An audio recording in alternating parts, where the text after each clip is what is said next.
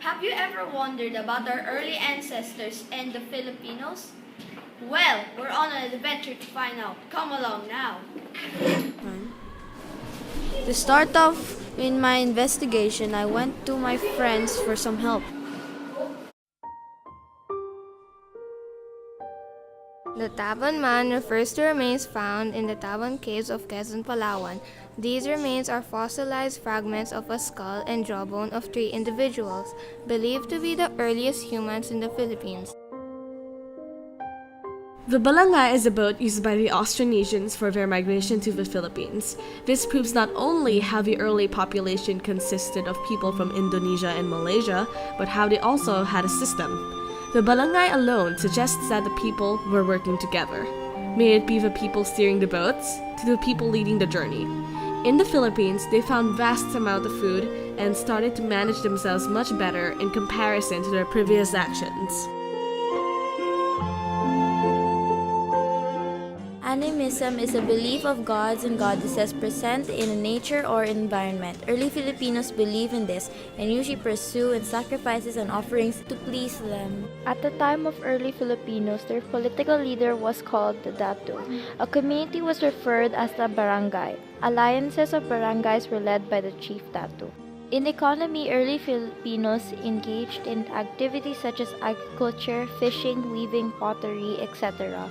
They were also involved in kaingan style of logging. Early Filipinos used a writing system called baybayin, which is composed of 14 consonants and 3 vowels. The rule of baybayin is to write it as you pronounce it.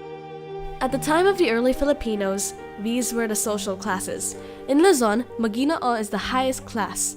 This class was composed of the datus and their families. Babaylanes were also members of this class. Next to that would be the maharlika.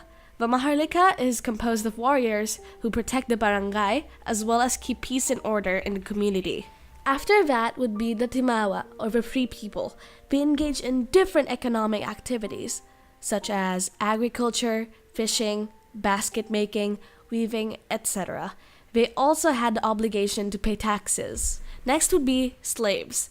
There are 2 kinds of slaves, aliping namamahay and aliping sagigilid.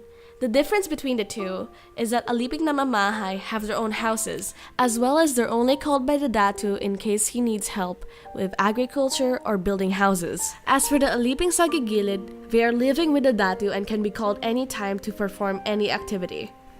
As for Visayas, these are the social classes. Unlike Luzon, in Visayas, the datu is also on top, followed by the timawa. The timawa, much like Luzon, are free people, as well as they have jobs such as accompanying the datu during a war, serving as the datu's representative in arranging the wedding of his children, and being his food taster.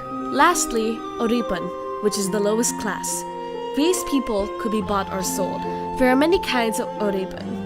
There are those who served the families of their master. Some were engaged in agriculture and were given a share of their profit. There are oripan who are warriors, and oripan who would row a boat for the datu.